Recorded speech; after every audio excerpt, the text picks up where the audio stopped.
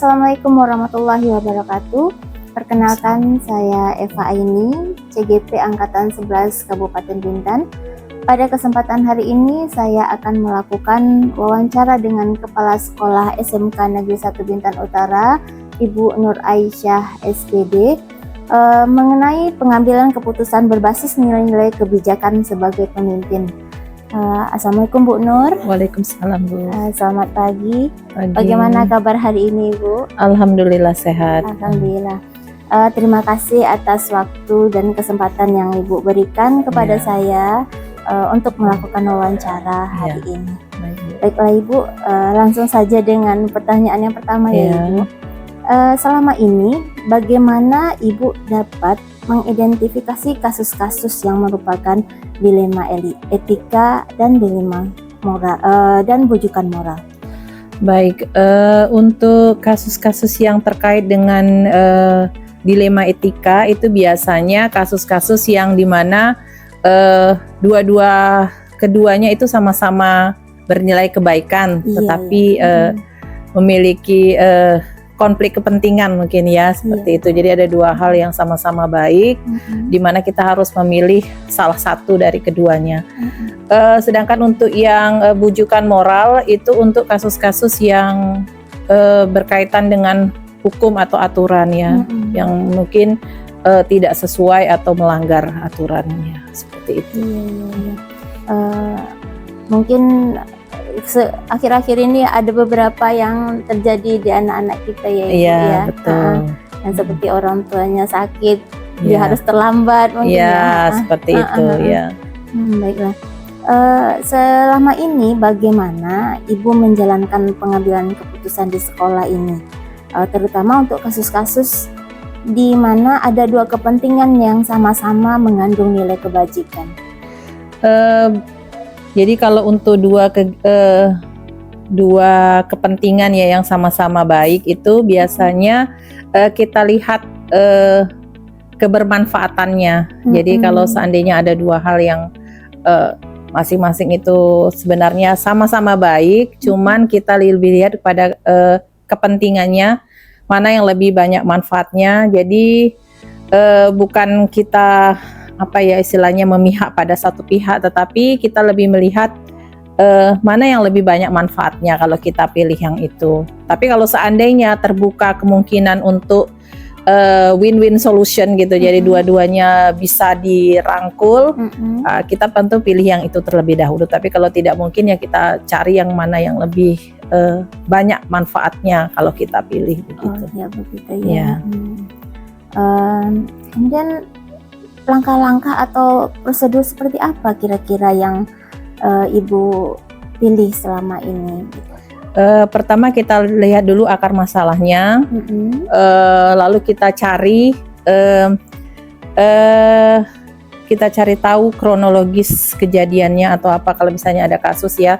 Terus siapa saja yang terlibat, itu juga kita tanya satu persatu gitu ya, yang lebih paham dan terlibat dengan permasalahan itu, lalu kita coba rembukkan dan cari solusinya begitu. Dalam hal ini yang Ibu anggap efektif dalam pengambilan keputusan dilema etika itu seperti apa gitu? Biasanya yang efektif itu adalah ketika kita bisa mencari solusi yang bisa menyenangkan kedua belah pihak begitu ya.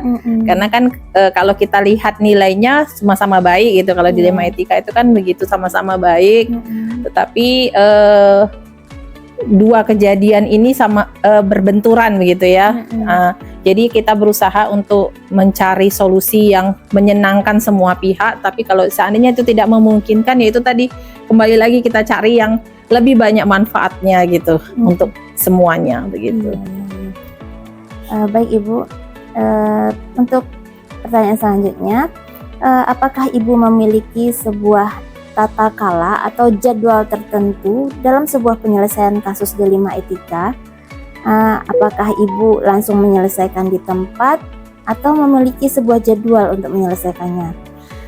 Biasanya itu tergantung tingkat kesulitan masalahnya ya. Mm-mm. Jadi kalau seandainya masalahnya itu hanya ringan dan bisa diselesaikan pada saat itu, kita akan selesaikan pada saat itu. Tetapi kalau seandainya ini masalah yang rumit, yang membutuhkan waktu dan pemikiran untuk menyelesaikannya, maka kita akan beri jadwal tertentu gitu. Jadi kita butuh waktu untuk menyelesaikannya gitu. Iya baik gitu. Kira-kira kalau seandainya yang ada jadwal tertentu itu Bu, prosedurnya seperti apa itu? Biasanya kita cari dulu akar masalahnya, kita libatkan juga orang-orang yang kira-kira kompeten untuk menyelesaikan masalah tersebut. Jadi butuh proses lah gitu kan. Nanti kalau sudah selesai, sudah kita rembukan, cari solusi yang terbaik, barulah kita kumpulkan lagi yang orang yang pihak-pihak yang terlibat di dalamnya itu. Jadi baru dicari solusinya. Jadi tidak bisa saat itu juga mengambil solusi kalau halnya itu rumit ya. Nanti takutnya kita membuat kesalahan gitu kalau kita terlalu cepat mengambil keputusan gitu. Jadi perlu banyak pertimbangan begitu ya. Baik Ibu. Adakah seseorang atau faktor-faktor apa yang selama ini mempermudah atau membantu Ibu dalam pengambilan keputusan dalam kasus-kasus dilema etika?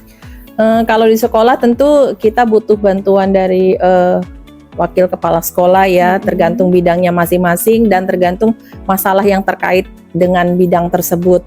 Dan juga kita butuh kalau di SMK kan ada ketua jurusan juga, lalu nanti kalau berhubungan dengan siswa itu ada wali kelas dan sebagainya. Atau kalau misalnya permasalahan ini menyangkut sampai ke orang tua, tentu kita juga butuh menghadirkan orang tua untuk menyelesaikan masalah tersebut. Jadi itu sebenarnya membantu saya dalam mengambil keputusan. Jadi tidak bisa mengambil keputusan sendiri, harus butuh banyak pemikiran gitu. Jadi sumbang saran gitu dari banyak orang. Intinya dengan berkolaborasi. Kolaborasi ya. Ini pertanyaan yang terakhir ini Ibu. Dari semua yang telah Ibu sampaikan tadi, kira-kira pembelajaran apa yang Ibu petik dari pengambilan keputusan dilema etika?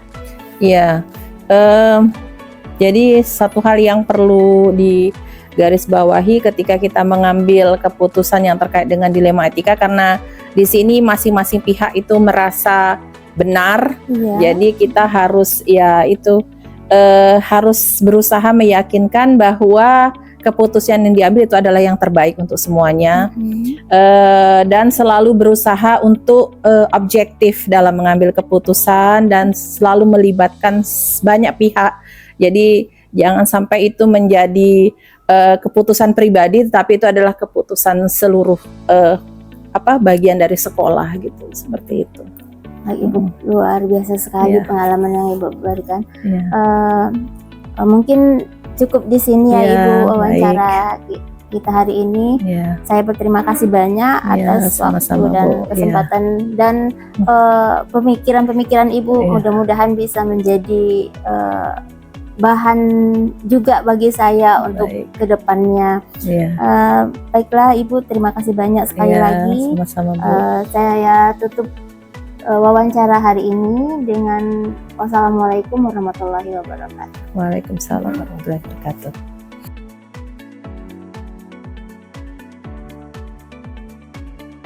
Baik, assalamualaikum warahmatullahi wabarakatuh. Perkenalkan saya Eva Aini, calon guru penggerak Angkatan 11 Kabupaten Bintan.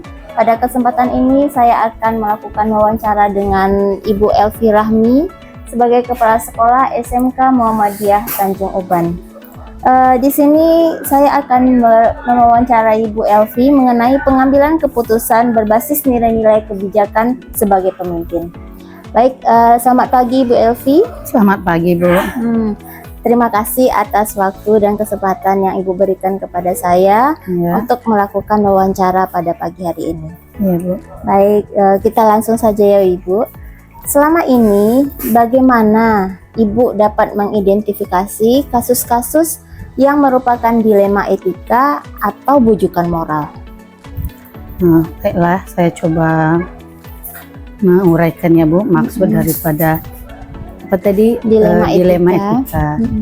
Maksud dari dilema etika ini mungkin kasus yang terjadi di sekolah kami itu sama-sama benar. Mungkin kita ambil keputusannya mana yang memiliki kemanfaatannya yang lebih, yang akan kita putuskan dalam pengambilan keputusan tersebut. Sedangkan untuk rujukan moral tersebut yaitu setiap kasus yang terjadi itu bagaimana cara kita mengambil keputusan dari permasalahan yang ada. Kemudian kita lihat di mana letak kebenarannya, kemudian kita cari solusi yang terbaik dari masalah tersebut. Iya, baik Ibu. Selanjutnya, bagaimana Ibu menjalankan pengambilan keputusan di sekolah Ibu, terutama untuk kasus-kasus yang mana ada kepentingan yang sama-sama benar dan sama-sama mengandung nilai kebijakan yang kita sebut dengan dilema etika tadi gitu. Dalam pengambilan keputusan mengenai kebijakan etika ya.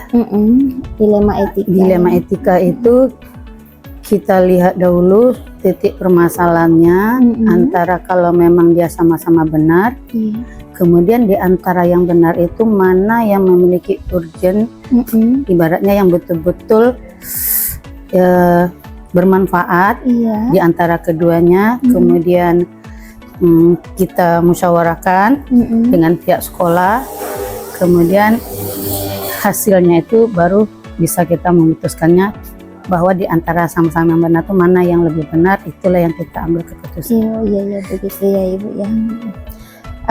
Kemudian kira-kira prosedur seperti apa yang Ibu tempuh dalam mengambil keputusan tersebut? Kalau biasanya di SMK Muhammadiyah setiap terjadi permasalahan yang ada di sekolah ini, kalau memang sama-sama benar, biasanya kan ada prosedur di sekolah kita. Setiap permasalahan yang ada, kalau berkaitan dengan siswa, dimulai dari dengan urutannya. Yang mengambilnya itu adalah yang paling bawah seperti wali kelas. Ya. Nanti kalau wali kelasnya belum bisa memecahkan suatu masalah, nanti kita minta bantuan kepada apakah kesiswaan. Nanti setelah kesiswaan mungkin ada koordinasi dengan guru BK. Nanti setelah itu baru nanti ke saya. Nanti kita musyawarahkanlah yang berkaitan dengan masalah tersebut. Kita putuskan kalau memang sama-sama benar, mana yang lebih benar di antara yang benar tersebut. Kemudian dari hasil musyawarah bisa kita memutuskan hasil keputusan yang terbaik. Iya, berarti dari wali kelas dulu ya, dari yang terbawa ya, sesuai dengan tupoksinya masing-masing. Kalau itu berkaitan masalah dengan siswa. Hal-hal apa saja yang selama ini Ibu anggap efektif dalam mengambil keputusan untuk kasus-kasus dilema etika ini, Ibu? Yang bermanfaat. Hal apa saja yang Ibu anggap efektif begitu dalam pengambilan keputusan dilema etika ini? Gitu. Karena di dalam satuan pendidikan itu kita kan di awal sudah memiliki ibaratnya aturan sesuai dengan pos yang sudah kita buat bersama oleh pihak sekolah. Kemudian dari hasil musyawarah itu kita berpedoman dari prosedur yang sudah kita buat tentang aturan yang ada di sekolah. Jadi kita ikutin berjenjang dan lain sebagainya. Apalagi kalau sekarang mungkin kami masih kurikulum ke-13, mungkin ada namanya aturan-aturan gitu kan. Kalau untuk kurikulum Merdeka pasti itu namanya kesepakatan. Nah, ibaratnya antara siswa dengan guru memiliki kesepakatan berkaitan dengan kelasnya, dan pihak sekolah memiliki kesepakatan antara kepala sekolah dengan guru-gurunya.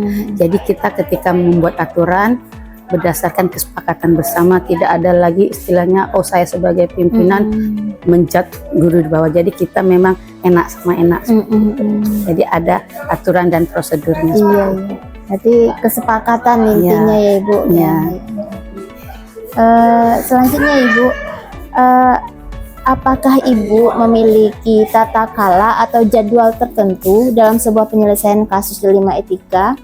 Kalau apakah Ibu langsung menyelesaikan di tempat atau memiliki sebuah jadwal untuk menyelesaikannya? Tergantung, Bu.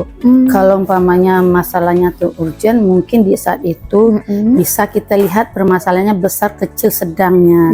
Kalau umpamanya kecil, ya secepatnya langsung pada saat itu biar tidak merembak kemana-mana. Kalau mungkin lebih besar, mungkin dimusyawarahkan dengan pihak sekolah bagaimana caranya kita menyelesaikan masalah ini supaya tidak menambah masalah lain seperti itu. Kalau mengenai jadwal, mungkin kami sudah buat form tentang kasus apa saja yang berkaitan dengan siswa yang ada di tangan wali kelas, kemudian guru BK dan yang lain kesiswaan, mungkin saling berkoordinasi. Begitu juga dengan masalah mungkin guru juga mungkin ada formnya yang berkaitan dengan peraturan tersebut. Selanjutnya, adakah seseorang atau faktor apa yang selama ini mempermudah atau membantu Ibu dalam mengambil keputusan kasus-kasus dilema etika ini? Baiklah Ibu, karena kami ini adalah sekolah swasta, SMK Muhammadiyah. Kebetulan di saat saya menjabat sebagai kepala sekolah, kami sudah membentuk yang sebelumnya mungkin belum.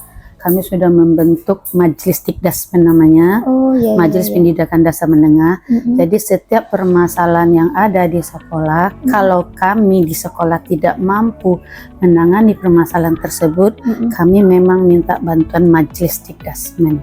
Apakah dari daerah sampai tingkat wilayah, seperti itu. Jadi mereka juga berperan aktif tentang kemajuan sekolah ini. Jadi ada yang membantu. Itu Majelis Dikdasmen. Yayasan ya Ibu? Kami memang yayasan Muhammadiyah, tapi yayasan Muhammadiyah itu mungkin hampir sama kayak pemerintah lah, kayak dinas pendidikan provinsi, kabupaten. Kalau kami mungkin Majelis Dikdasmen daerah, wilayah seperti itu. Jadi berjenjang setiap, apalagi kami SMK Muhammadiyah ini kan berada di wilayah kabupaten, otomatis kami nanti minta nasihat dan petunjuk kepada Majelis Dikdasmen daerah atau kabupaten. Seperti itu. Untuk pertanyaan yang terakhir ini Bu, dari semua yang Ibu sampaikan tadi, kira-kira apa kunci atau amanat yang bisa Ibu petik dalam pengalaman Ibu sebagai pengambil keputusan di sekolah ini? Baik, untuk tidak keluar dari jalur, memang di awal ketika saya membentuk SMK Muhammadiyah, kami melakukan perubahan terhadap visi dan misi sekolah kami.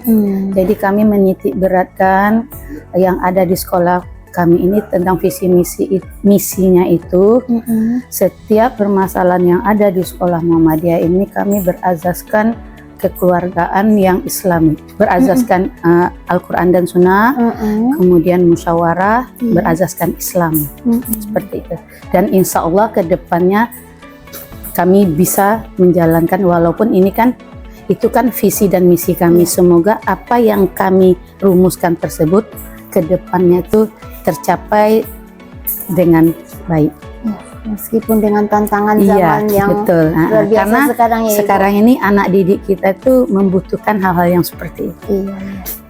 Baik Ibu, luar biasa sekali wawancara kita pada hari ini. Terima kasih banyak sekali lagi Ibu atas waktu dan kesempatannya. Saya mohon pamit. Wassalamualaikum warahmatullahi wabarakatuh. Waalaikumsalam warahmatullahi wabarakatuh.